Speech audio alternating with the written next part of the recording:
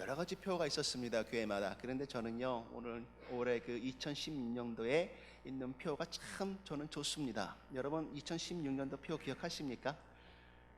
주보 첫째 보시면 맨 앞에 있으면 나옵니다. 우리 한번 읽어보실까요? 시작. 여호와께 기도하라. 아멘. 길지도 않으니까 여러분 외우시면 될 것 같습니다. 한번 기도에 대해서 묵상해봤습니다. 기도를 하는데 성경에서 어떤 기도의 영웅들이 있었을까? 어떤 사람들이 이렇게 기도를 열심히 했을까? 어떤 기도를 하면 하나님께서 들어주셨을까? 묵상해봤습니다. 베드로 생각났습니다. 베드로 여러분 뭐라고 기억하시는지 잘 아시죠? 주여 내가 주를 모릅니다. 그 기도보다는 더 중요한 기도가 있습니다. 주님, 주는 그리스도시요 살아계신 아버지 하나님의 아들이시리이다. 저는 그 기도의 고백이 그렇게 좋더라고요. 그렇게 저를 적시는지 모르겠습니다. 또 보면요, 한나도 있지 않습니까? 엘가나의 부인이었고 분인나라는 또 다른 아내가 있었는데, 분인나는 자녀가 있었고 한나는 자녀가 없었습니다. 그러니까 한나가 자녀의 생명을 위해서 얼마나 열심히 기도했습니까? 정말 열심히 기도했습니다. 그 기도도 있고요, 또 주님께서 우리에게 가르쳐 주신 기도, 요한복음 17장에 나오는 주님의 기도 유명하지 않습니까? 그런데요, 여러분 느헤미야 그러면 보통 느헤미야 같은 경우는 나중에 예루살렘으로 돌아가서 예루살렘에 성벽을 세웠고 에스라와 더불어 하나님의 말씀의 영적 부흥을 꾀한 자, 이건 다 알고 있습니다. 그런데요, 여러분 느헤미야도 분명히 기도의 사람입니다. 분명히 기도했습니다. 오늘 여러분 이 시간 같이 묵상하고 적용하기를 원하는데, 기도를 어떻게 하는 것이 좋을까? 어떤 기도를 해야 하나님께서 받으실까? 같이 묵상하는 시간 가져보겠습니다. 여러분 느헤미야가 어떤 사람입니까? 느헤미야를 보시면요, 성경에서는요 참 이 가족 배경 없어요. 정말 없습니다. 1절 보시면요, 하갈의 아들 느헤미야의 말이라, 그게 답니다. 그래서 이제 나름 찾아봤어요. 어떻게 할까? 무슨 정보가 더 있을까? 찾아보니까 보통 어떻게 알려져 있냐면, 느헤미야의 할아버지 때 주전 586년에 바벨론에 의해서 예루살렘은 완전히 망해버립니다. 없어집니다. 그리고 거의 모든 인구가 다 바벨론으로 끌려갔습니다. 바벨론으로 끌려갔을 때 그때 분명히 이 느헤미야의 할아버지도 끌려갔을 것이다. 그래서 끌려가서 거기서 생활하고, 지금 바사 메데라는 제국인데 즉 페르시아입니다. 페르시아에서 분명히 태어나서 거기서 교육받고 그날의 말에 정통한 그날의 관리가 됐단 말입니다. 여기 하갈의 아들 느헤미야라고 했는데, 여러분 한 가지 공통점이 보이십니까? 그 아버지 하갈이야, 그 아들 이름 느헤미야, 야자로 끝나지 않습니까?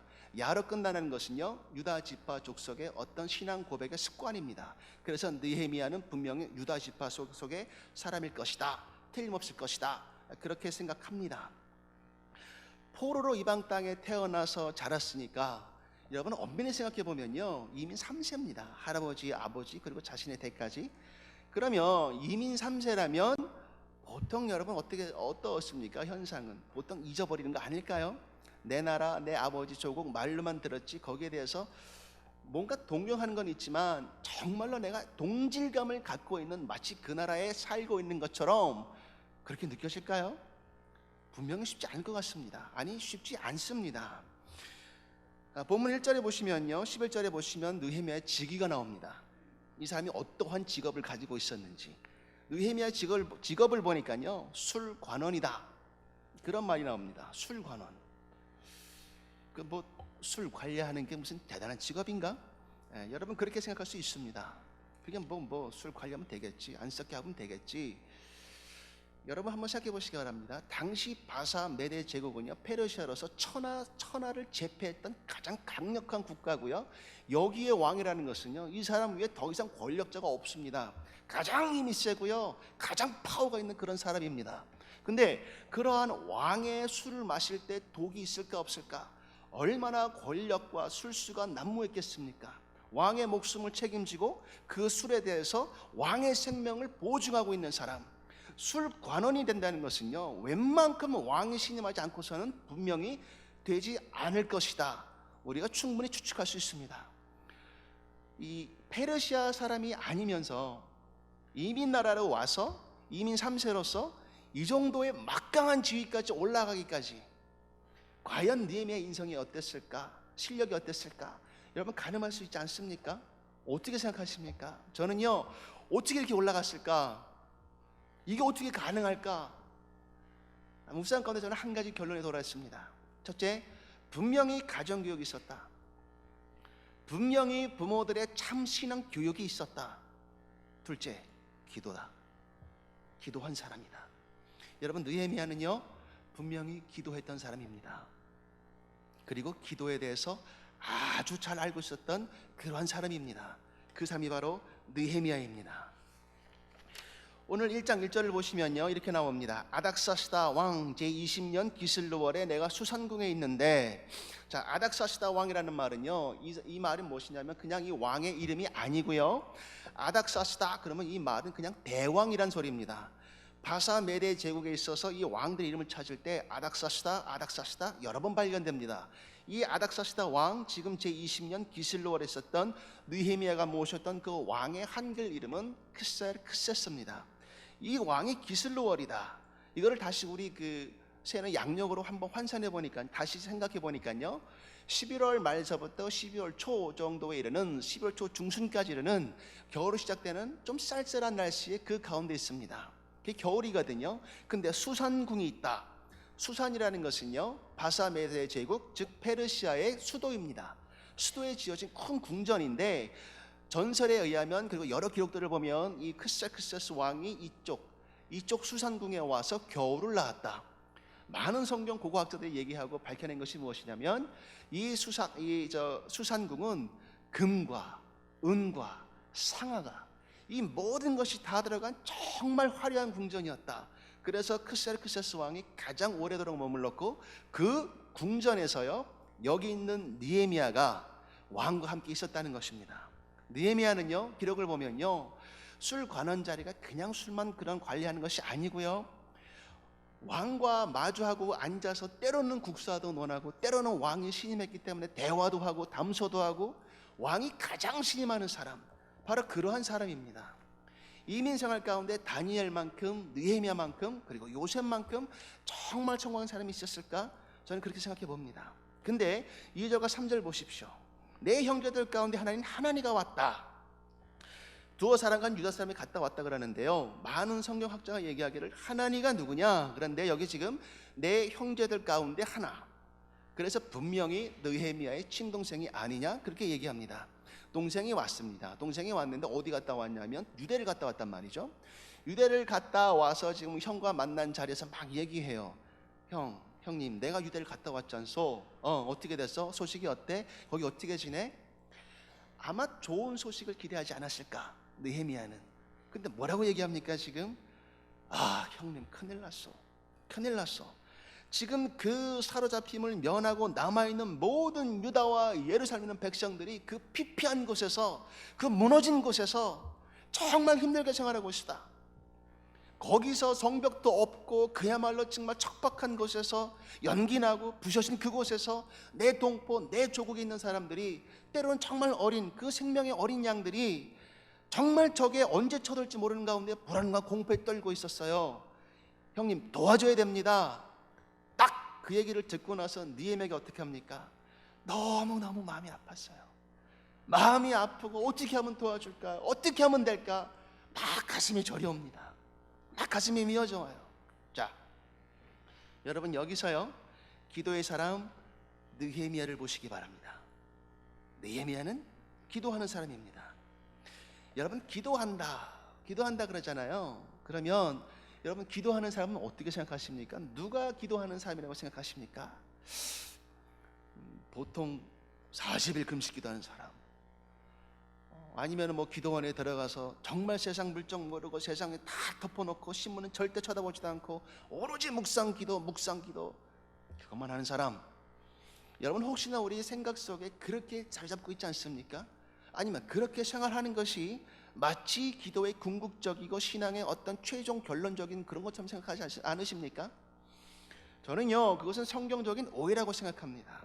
여러분 보시면요, 분명히 성경에서 말씀하고 있는 기도의 용사들은요, 기도의 영웅들은요 가만히 있지 않았습니다. 분명히 액션 취하고요, 분명히 움직였습니다. 뭔가 합니다. 분명히 내가 주님께 받은 그것이 있다면 그것을 위해서 내가 열심으로 무릎 꿇고 기도하는데 뭔가 액션을 취한다는 말입니다. 여러분, 성경에서는요, 분명히 기도하는 자들은 세상에 대해서 눈을 닫고 있고 일절 소통이 없는 사람이 아니라 세상에 대해서 눈을 뜨고 있는 사람입니다. 기도하는 사람은요, 세상에 대해서 귀를 닫고 있는 사람이 아니고요, 세상에 대해서 귀를 열고 있고 열려있는 그 소식에 대해서 마음 아파하면서 기도하게 되는 겁니다. 기도하는 사람은요, 그냥 있는 사람이 아닙니다. 여러분, 예수님의 12제자 보십시오. 가장 가까운 데서 예수님을 모시면서 얼마나 많은 일들을 경험했습니까? 아, 그렇구나, 이분이 정말 주님이시구나, 이분이 정말 그리스도이시구나. 그러면 그 만난 사랑과 감동이 있었기 때문에 내가 가만히 있었습니까? 혼자서 가만히 신앙생활 했습니까? 그냥 내가 그냥 어디 가서 그냥 골방에서 기도만 했을까요? 아니지 않습니까? 유다와 사마리아와 땅끝까지 이르러서 내 증인이 될 때까지 정말로 세계 온 만방에 빠져서 주의 복음, 그 생명의 약속 말씀 들고 가지 않았습니까? 기도하는 사람은요, 움직입니다. 반드시 행합니다. 여러분, 바울 보십시오. 내가 믿는 그 하나님 때문에 흔히 예수가 보냈다고 믿는 그 정신 나간 사람들 잡으려고 다메섹까지 막 가는 길에 그때 네가 핍박하는 예수다 하고 만났단 말입니다. 그 예수를 만나고서 어떻게 했습니까? 너무 좋았잖아요. 그리고 좋아서 그냥 가만히 있었습니까? 그냥 내 가족과 식구들에게만 나 이런 예수 만났어, 그냥 그리고 끝났을까요? 아니지 않습니까? 그 만남 가운데 그것이 너무너무 기쁜 소식이고 복음이기 때문에 내 생명이 넘쳐 흐르기 때문에 가만히 있지 못했습니다. 주체하지 못하고요, 내 발걸음을 하나씩 옮기면서 1차 여행, 2차 여행, 3차 여행, 전도 여행 다니면서요, 소아시아와 유럽과 모든 만방의 주의 복음 다시 전했습니다. 기도하는 사람은요, 세상에 대해서 민감한 사람입니다. 분명히 열린 귀와 열린 눈이 있는 사람, 그들이 바로 기도하는 사람입니다. 그냥 아무것도 안 하고 그냥 마음 닫고 있고, 어떻게 보면요, 안일주의자, 어떻게 보면 이기주의자 아니란 말입니다. 페르시아에 있는 제국 수산서부터요, 지금 느헤미야가 걱정하고 있는 유대까지 거리가 800여 마일입니다. 800마일. 여러분, 800마일이면 어느 정도 킬로미터입니까? 제가 한번 따져봤거든요. 따져보니까 한 1290에서 1300km 정도 됩니다. 혹시 안 와닿습니까? 밴쿠버에서 출발하지 않습니까? 동쪽으로. 그럼 어디까지 갈까요? 캘거리입니다. 캘거리를 지나서요, 거기서 한 3시간 정도만 더 가면요, 메디슨 해시라는 곳이 있는데 거기까지의 거리입니다. 차로 운전해서 가도요, 보통 13시간은 좋게 걸리는 시간입니다. 보통 13시간이면 뭐 1박 2일을 가시든지 아니면 자신 있다 하시는 분은 뭐 하루에 뺄 수도 있지만 분명히 쉬운 여정은 아닙니다. 쉽지 않습니다. 자, 그런데 그런 먼 거리에 있는 사람, 그렇게 옛날 시절에 비춰보면요, 이게 정말 까마득한 거리 아닙니까? 그 시절에. 근데 정말 보이지도 아니하고 어쩌면 나하고 피 한 방울 안 섞인 그 사람들을 위해서 여러분 어떻게 합니까? 마음 아파하지 않습니까? 정말 마음 아파하고 어떻게 해서든지 그들 위해서 기도하고 싶어 하는 거, 이게 느헤미야의 심정이었단 말입니다. 그들을 위해서 전혀 보이지 않는. 그런데 여러분 보십시오. 그 소식을 듣고요, 그 앞에서 듣고 앉아서 수일 동안 슬퍼하면서 여러분 왜 슬퍼했을까요? 아무런 연관이 없는데도. 무엇 때문에 슬퍼했습니까? 여러분, 마음에 상처가 있지 않습니까? 아프지 않습니까? 관계가 잘못되어 있지 않습니까? 그것은요, 원수가 아닙니다. 여러분, 사랑하기 때문에 그래서 마음에 상처받습니다. 내가 정말로 사랑한다면 여러분, 정말로 제일 많이 상처받는 사람, 여러분 누구라고 생각하십니까? 사람 사는 세상에서 바로 나와 같이 사는 사람입니다. 부부 아니겠습니까? 왜 상처받을까요? 왜 서로 힘들까요? 그냥 남남이면요, 뭘 어떻게 살던 뭘 하던 신경 안 쓰면 됩니다. 관심 그냥 완전히 그냥 뭐 안 두면 된단 말입니다. 그런데 그게 아니고, 내가 사랑하기 때문에, 내가 이 사람과 같이 살면서 가장 내가 사랑하고 아끼는 존재이기 때문에 여러분, 그래서 상처받습니다.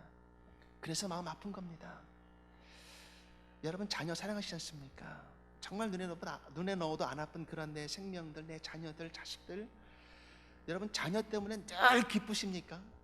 늘 그들 때문에, 정말 내 자녀들 때문에 살맛이 나십니까? 하나님의 축복인 줄로 믿습니다. 그런데요, 자녀들 때문에, 내 새끼들 때문에 여러분 더 많이 아프지 않으세요? 더 마음 아프고 더 신경 쓰이고 여러분 내 마음 더 다치지 않습니까? 왜 그렇죠? 왜 그러시죠? 사랑하니까, 내가 누구보다도 사랑하니까 그래서 다치는 거 아니겠어요? 여기 보시면요, 800마일 떨어진 1300km 떨어진 그 유대 땅에서 사는 사람들, 아무런 관련도 없고요, 그냥 만나면 하이 인사할 정도만 되는 그런 사람들이, 그런 사람들 때문에 수일 동안 아파서 기도하고 그들 위해서 슬퍼하고 울었다는 거, 이게 느헤미야의 성정입니다. 저는 이것이 바로 느헤미야 이런 인격이 갈고 닦은 실력이 이것 때문에 이쪽 바사메대 제국의 실력자, 그 막강한 자리까지 올라가지 않았을까, 저는 그렇게 묵상해 봤습니다. 여러분 근데요, 한번 생각해 보십시오.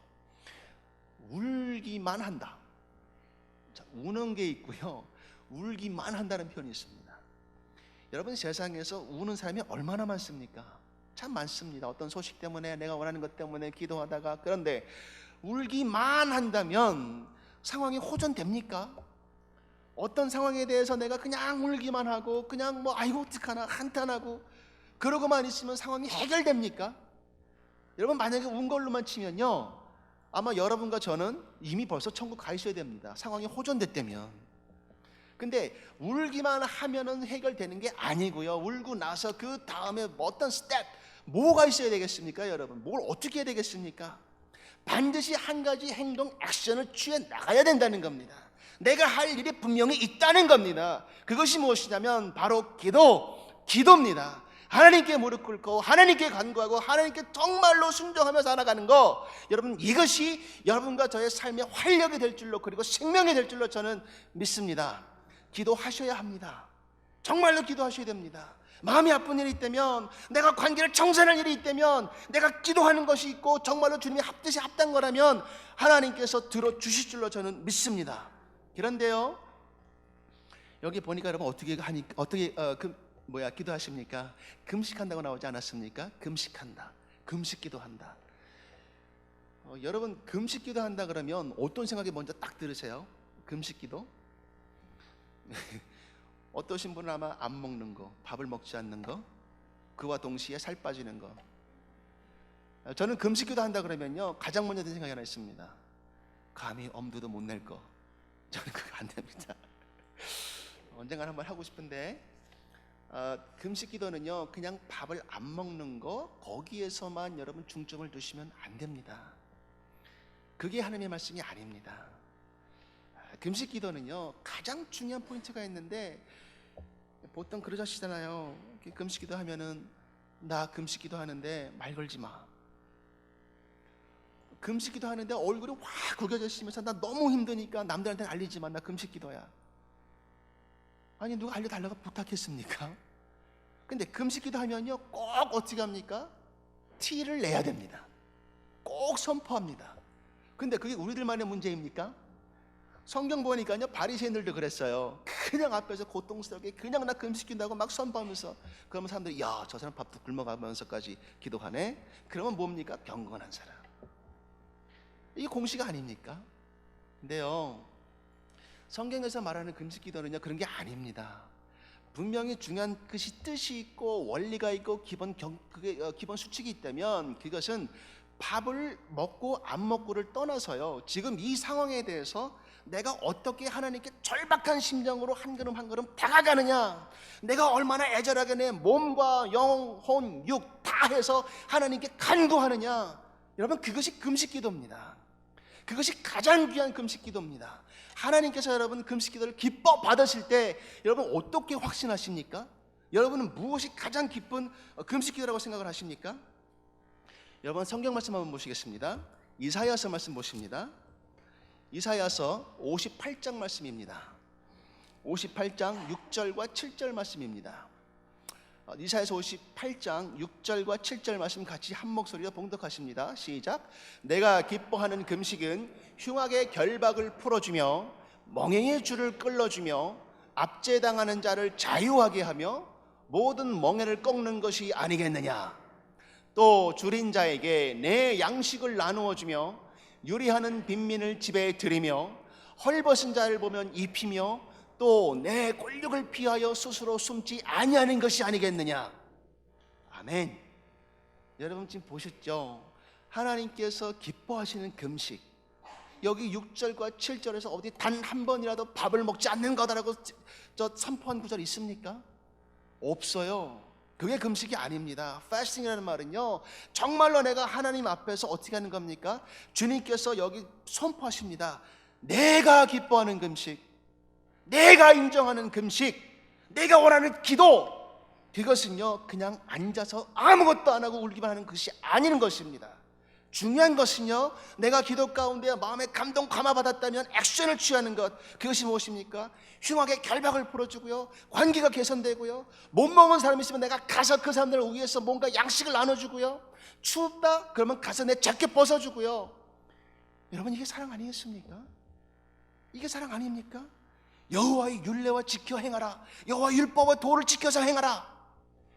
사랑하는 여러분, 2016년 지금 이 순간도 여러분과 저는 그 율법의 도를 다 하는 줄로 저는 믿습니다.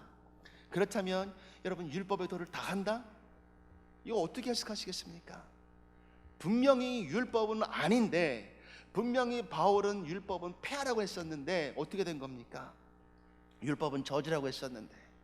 여러분 보십시오. 예수님께서요 분명히 오셨는데 내가 율법을 폐하러 왔느냐 라고 반문하셨지 않습니까?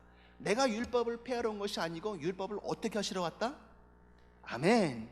완성시키러 왔다 또는 성취하려 왔다. 이 두 가지 난 말로 해석되어 있습니다. 예수님께서 율법이 완성이 되시고 성취하시는데 가장 그 첫 번째 큰 계명, 서로 아멘.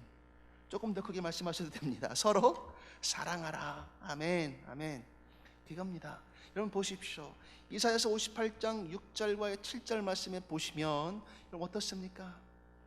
식사에 관한 거 한마디도 없고요, 어떻게 옷을 입고 다니고 어떤 표정 짓느냐 이런 거 한마디도 없고요, 그냥 한마디로 6절과 7절을 한 단어로 써라. 여러분 무슨 단어 쓰시겠습니까? 사랑입니다. 사랑. 내 이웃을 내 몸과 같이 사랑하는 겁니다. 여러분 이게 너무너무 쉽지 않습니까? 막연하게 생각 드십니까? 주님께서는요 이걸 정말로 구체적으로 쉽게 표현해 주셨어요. 쉽게. 무엇입니까? 내 이웃을 내 몸처럼 사랑한다면 여러분 내 몸이 지금 어떤 상태에 있습니까? 만약에 춥습니까? 옷 입잖아요. 너무 추우면 이불도 덥잖아요. 남들이 추우면요 똑같이 이불 덮게 해주시고요, 똑같이 옷 입혀주시면 됩니다. 여러분 내가 만약에 배가 고프면요 그냥 굶으세요? 식사하시지 않습니까? 만약에 남의 배가 고프면요 너무 간단합니다. 밥 한 끼 사주시면 됩니다. 하나님께서는요 결코 대단한 거, 무슨 저 에베레스트 올라가고 로키 산맥을 정복하고 이런 식으로 신앙생활 전대하라고 그러지 말씀하지 않으셨습니다. 중요한 것은요, 내가 일요일을 떠나서요, 주일을 떠나서 월, 화, 수, 목, 금, 토 이 주중에서 여러분과 저의 신앙생활은 결판납니다. 여러분 주중에 어떤 신앙생활 하고 계십니까? 어떻게 살고 계십니까? 주의 말씀 순종하십니까? 그대로 옮기십니까? 주일날 와서 내가 기도하고 찬양하고 여러분 다 할 수 있습니다. 하나님께서 그러면 주일날만 여러분을 불꽃 같은 눈으로 감찰하실까요? 저는 그렇게 생각하지 않습니다. 월, 화, 수, 목, 금, 토, 일, 7일, 한 달, 30일, 1년, 12달 내내 내 생에 끝나는 그날까지 모든 신앙의 완성판은 내 삶에서 결정지어진다는 거.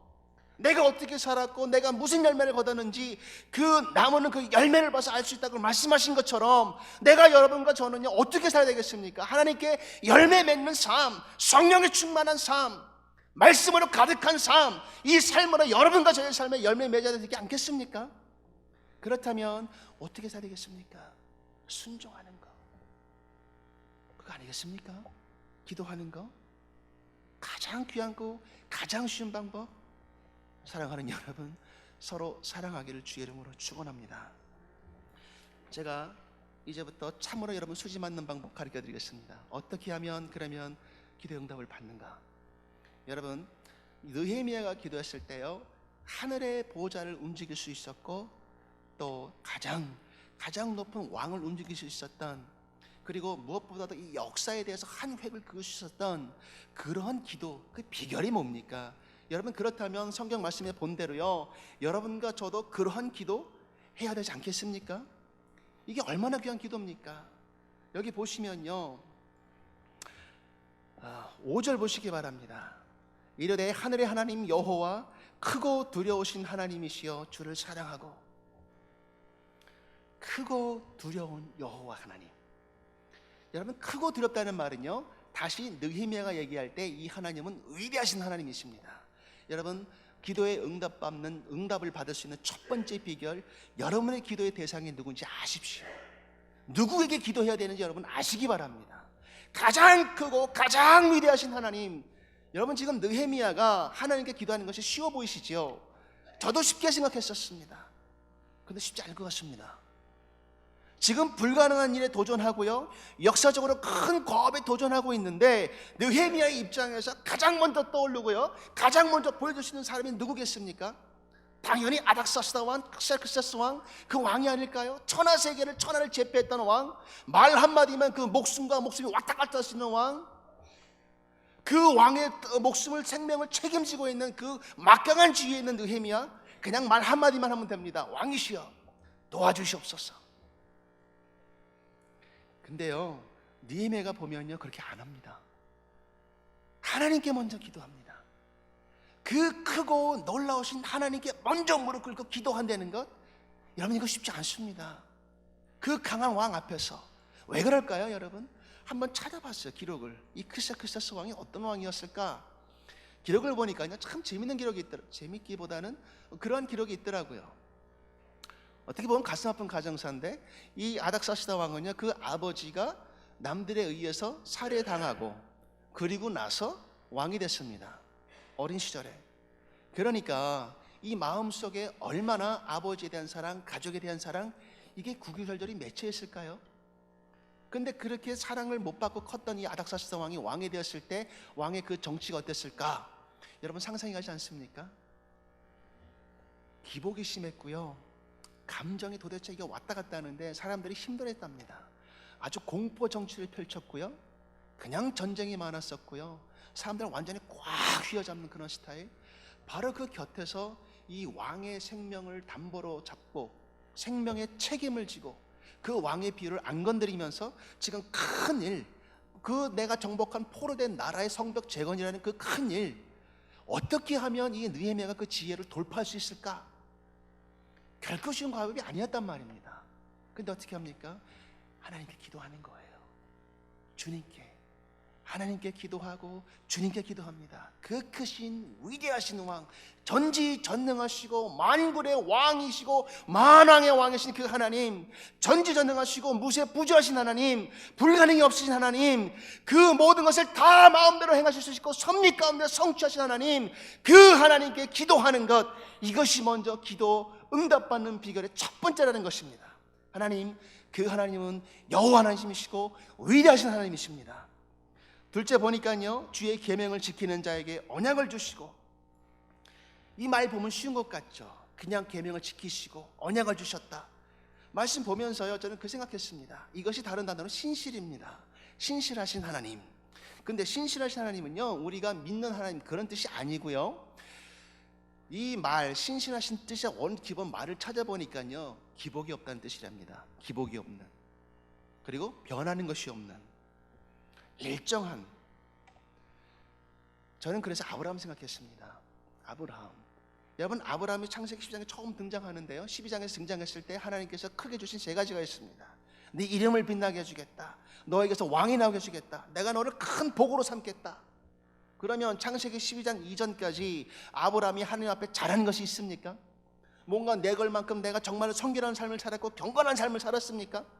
하나도 없잖아요. 오히려 12장 이후에 하나님께서 맺으신 그 언약의 말씀 이후에 입만 열면 실수하고 행동만 하면 사고를 치는 게 아브라함 아닙니까? 이게 아브라함이란 말이죠. 물론 언약을 맺고 점점 신앙의 발전해 가는 과정을 우리는 지켜볼 수 있습니다. 제가 드리는 말씀은요, 아브라함도 여러분과 저와 똑같은 실수가 많은 사람, 하나님의 언약을 지키기에는 부족한 사람. 그런데요, 그럼에도 불구하고 하나님께서 하나님이 말씀하신 그 언약이시기 때문에 하나님께서 그것을 하나하나 이루어 가신다는 것. 사람이 파괴했을지라도, 사람의 능력이 없으실지라도 하나님께서 말씀하셨기 때문에 주님께서 이루어서 가신다는 것. 그분은 신실하신 하나님이십니다. 그 하나님께서 어떻게 언약을 맺으셨습니까? 너가 내 앞에서 나의 공과 의와 도를 행한다면, 네가 내 앞에서 완전해진다면, 네가 내 말을 지켜 행한다면 이 모든 것을 너와 내 및 후손에게까지 내가 지키리라. 아멘. 이분이 하나님이십니다. 여러분, 여러분의 자녀들이 성공하시고 잘 되시고 가장 큰 복과 큰 사랑을 나눠주시길 원하십니까? 그렇다면 여러분은 영원히 사셔야 합니다. 이 땅에서 떠나지 아니하시고. 불가능하잖아요. 그렇죠? 그렇다면 지금 더 중요한 하나 큰 원리가 있습니다. 내가 마음 놓고 눈을 감고 갈 수 있는 가장 큰 비결이 무엇입니까? 여러분 자녀들에게, 저희 자녀에게 제가 가장 크게 할 수 있는 일은 무엇입니까? 재산, 명예, 지위 다 좋아요. 다 좋은데 느헤미야의 가정처럼 여러분과 저의 가정이 크리스찬이라면, 정말 거듭난 신앙이라면 한 가지 물려줘야 될 거 아니겠습니까? 하나님. 여러분께서 사랑을 주시고 자녀의 더 큰 성공을 바라신다면 성경 말씀 그대로만 행하시기 바랍니다. 따라가시고요, 성경 말씀대로 행하시고요. 그러면 주님께서 여러분과 그 천대 후손까지 복을 나려주시고 사랑과 은혜로 함께 하실 줄로 저는 믿습니다. 그분은 하나님이시기 때문에 그렇습니다. 그분은 하나님이십니다. 신실하십니다. 또 하나, 여기 보시니까요, 긍휼을 베푸시는 주여 간구하나이다. 또 나왔습니다. 위대하신 주, 신실하신 주, 그리고 긍휼을 베푸시는 주. 내가 살 때 이 온 우주를 창조하시고 이 온 우주를 위해서 정말 다 말씀으로 창조하신 하나님께서 온 우주를 빗대어봤을 때 먼지보다도 작은 여러분과 저 하나하나를 다 기억하고 계시고, 지금도 이 땅에서 여러분 앞에 무엇이 가장 베스트인지 더 이상 좋을 것이 없을 정도로 축복을 주시기를 원하시는 하나님, 그 하나님이 여러분과 저를 기억하고 있을 줄로 저는 믿습니다. 그 증거가 무엇인지 아십니까? 주님께서 2000년 전에 이 땅에 여러분과 저의 죄를 위해서 친히 오셔서 십자가에 달리셔서 보혈의 피를 흘리셨고요, 그 대속함으로 말미암아 다시금 3일 만에 부활하시고 이 땅에 동행하시는 것, 살으셔서 지금 여러분과 저와 함께 동행하여 나가시는 것, 이게 긍휼하심입니다. 이게 사랑입니다. 그렇다면 그 긍휼하심과 그 사랑 앞에 여러분과 저는 무슨 할 말이 있습니까? 그냥 주님 감사합니다. 주님 감사합니다. 여러분 겸손해질 수밖에 없지 않습니까? 그게 여러분과 저의 신앙의 고백 아닐까요? 그냥 눈 뜨면 감사, 살려주신 것이 감사. 또 내가 너희에게 이르노니 나를 믿고 또 나를 보내신 자를 믿는다면 너희가 영생을 얻었고 심판에 이르지 아니하나니 사망에서 생명으로 옮겨왔느니라. 아멘. 여러분은 사망에서 생명으로 옮겨진 그 존재들인 줄로 믿습니다. 왜냐하면 여러분들은 예수를 영접했기 때문에. 여러분 그 긍휼의 하나님께, 그 위대하신 하나님께 기도하십시오. 간구하십시오. 분명히 기도의 대상을 여러분 알고 계셔야 됩니다. 둘째 비결입니다. 여기 보니까요, 6절 말씀에 그런 말이 나와요. 기도를 들으시옵소서. 나와 내 아버지의 집이 범죄하여. 저 이 말씀에서 참 많이 묵상하고 회개하고 기도했었어요. 여기 지금 누가 범죄했다 그럽니까? 나와. 그러니까 누가 범죄한 겁니까? 내가 범죄한 겁니다. 여러분 우리 사는 그러잖아요. 세계 평화를 외치고요, 민주주의를 외치고요, 복음을 외치고요. 누구나 다 외칩니다. 그런데요, 여러분 세계 평화에서 그 세계 평화를 깨는 사람이 누굽니까? 철저하게 나는 남들을 생각하거든요. 그렇지 않습니까? 저만 그렇습니까? 여러분 평화를 깨는 건요 바로 납니다. 믿음을 부르짖고 소망을 부르짖고 사랑을 부르짖습니다. 근데 믿음과 소망과 사랑이 결핍된 자가 누구입니까? 바로 나입니다. 바로 나입니다. 순종을 기도하고 순종을 요하면서 철저하게 하나님께 순종하지 않는 사람 바로 나입니다. 항상 내가 문제입니다. 여러분, 관계가 만약에 틀어져 있다면, 힘든 부분들이 있다면 우리 보통 뭐 합니까? 남들 탓하지 않습니까? 남들 탓하는 거는요, 우리 세상 사람들도 다 해요. 더 잘해요. 근데 여러분과 저는 예수를 믿는다면, 주님 앞에서 거듭난 자라면, 주님 앞에서 다시 살 수 있는 자라면, 적어도 주님께서 주신 그 생명 가운데 호흡하고 있는 자라면, 사랑하는 여러분, 모든 것은 내 잘못입니다. 그냥 내가 잘못했고요, 그냥 내가 하나님께 기도하시면 됩니다. 내 죄가 막혔기 때문에 여러분, 그것이 하나님께 상달이 안 된다는 겁니다. 이사야서 말씀 다시 한번 보시겠습니다. 59장 말씀입니다. 이사야서 59장 1절 말씀입니다. 2절 말씀 보시겠습니다. 59장 2절 말씀입니다. 같이 한 목소리로 봉독하십니다. 시작. 오직 너희 죄악이 너희와 너희 하나님 사이를 갈라놓았고 너희 죄가 그의 얼굴을 가리어서 너희에게서 듣지 않으시게 함이니라. 아멘. 이 준엄하신 말씀의 선포를 보십시오. 오직 누구 죄악입니까? 내 형제의 죄악? 내 자매의 죄악? 내 배우자의 죄악? 내 자녀의 죄악입니까? 오직 너의 죄악, 나 자신, 그게 하나님과 나 사이를 갈라놓았고 내가 하나님께 기도할 때에 그 나의 죄 때문에 가로막혀서 그 기도가 올라가지 못한다는 겁니다. 하나님께서 얼굴을 들지 않는 것이 아니시고 하나님의 영광이 없는 것이 아니시고 하나님께서 못 듣는 것이 아니시고 나의 죄악 때문에, 나 때문에. 여러분, 하나님은 얼마나 안타까우시겠어요. 문제는 납니다. 내가 잘못한 겁니다. 그냥 내가 무릎 꿇고 주님께 기도하면 됩니다. 여러분, 이사야서 6장 말씀 보실까요? 거기 보시면요, 하나님께서 이사야를 만나주시는 장면이 나옵니다. 기도 가운데 참 큰 체험을 했습니다. 거기서 말씀하실 때요, 하나님께서 천사 가운데 숯불을 가지고 와서 이사야의 입술을 찢습니다. 그리고 나서 듣는데 하나님께서 이르시되, 영어 성경 보시면요, saying 가라사대 말씀하시는데, 우리를 위하여 누가 갈고, 우리를 위하여 누가 갈고, 주님 말씀하시잖아요. 그때 감동을 받은 이사야가 얘기합니다. 주님, 저를 보내주세요. 주님, 제가 갈게요. 여러분, 그 일어난 사건의 순서를 보시기 바랍니다. saying, 말씀하고 계시는 겁니다. 지금 이게 현재 분사입니다. 그렇다면 하나님께서 지금만 말씀하셨습니까? 아니죠. 하나님께서 계속해서 말씀하시는 중이셨단 말이죠.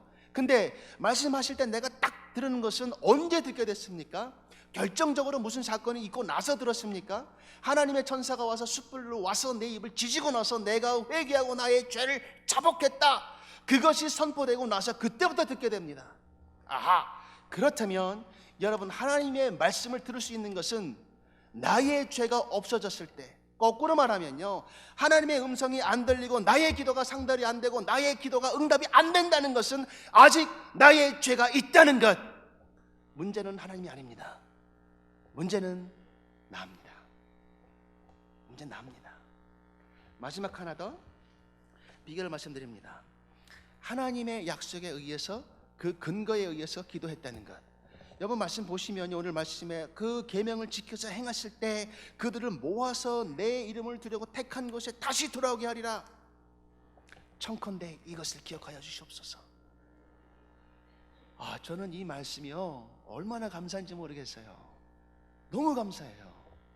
여러분, 왜 감사할까요? 이 말씀대로 기도하면요, 이 성경 말씀대로 따라간다면 여러분과 저의 기도는 하나님께서 꼭 들어주신다는 겁니다. 근데 무엇을 근거로 기도합니까? 보통 우리 기도하면은, 하나님 이거 지금 급해요, 이것 좀 꼭 해주세요, 다음 주까지 계약인데 이거 주님께서 도장 찍어주세요, 막. 좋아요, 나쁜 거 아니에요. 하나님, 우리 기도 가운데 이런 기도 제목인데 주님께서 들어주셔야 돼요. 하나님 지금 막 해주세요. 뭐 간절히 기도하는 건 나쁜 거 아닙니다. 오해하지 마십시오. 그런데요, 기도의 응답을 받는 비결 가운데 하나는요, 내 삶과 정황을요, 여러분 그대로 성경 말씀으로 옮겨가십시오. 그리고 성경 말씀 가운데 내가 지금 이런 처한 경우가 있나? 성경을 늘 파십시오. 읽으시고 또 읽으십시오. 그리고 성경 말씀을 보시고 이 상황이 나와 맞다면 그때 그 성경 구절을 놓고 그 구절을 기도하십시오. 그러면 응답 받습니다. 그것이 느헤미야의 기도 방법입니다. 하나님께서 분명히 말씀하셨지 않습니까? 내가 그를 불러 모아서 내가 들어간 곳에, 내 이름을 들어간 곳에 내가 놓겠다. 단 하나 조건이 있습니다. 언제?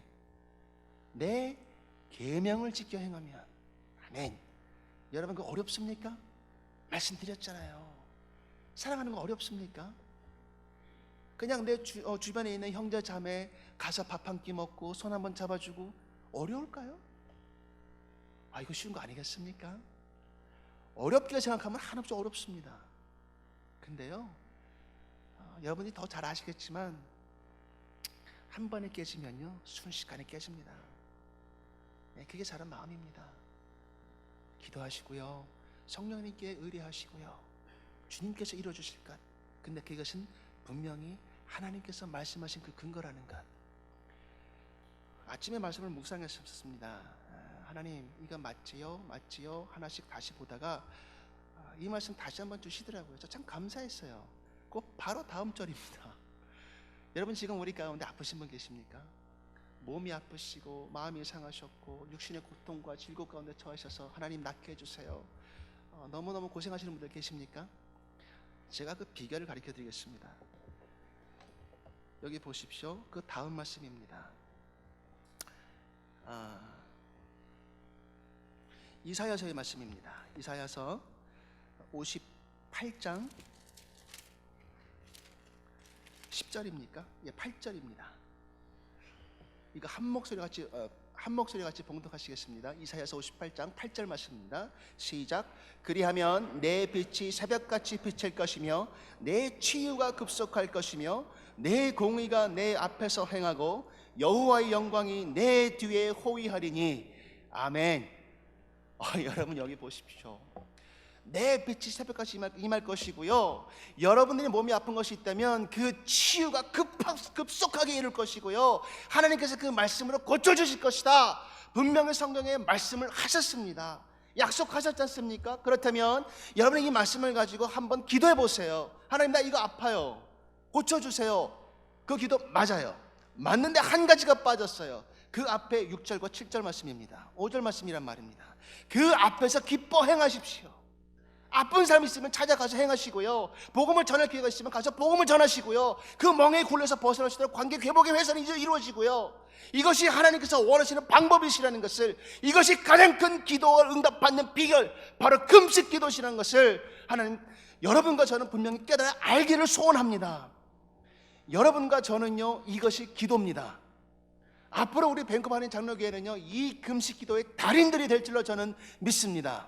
이 말씀이요, 다시 말씀하시잖아요. 요한복음 16장 24절에서 너희가 지금까지는 아무것도 내 이름으로 구하지 아니하였으나 구하라, 그리하면 받으리니 너희의 기쁨이 충만하리라. 아멘.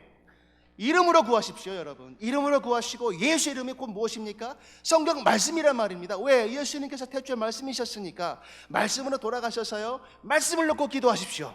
말씀을 놓고 이것을 근거로 해서 여러분 간구하십시오. 그리고 행하십시오.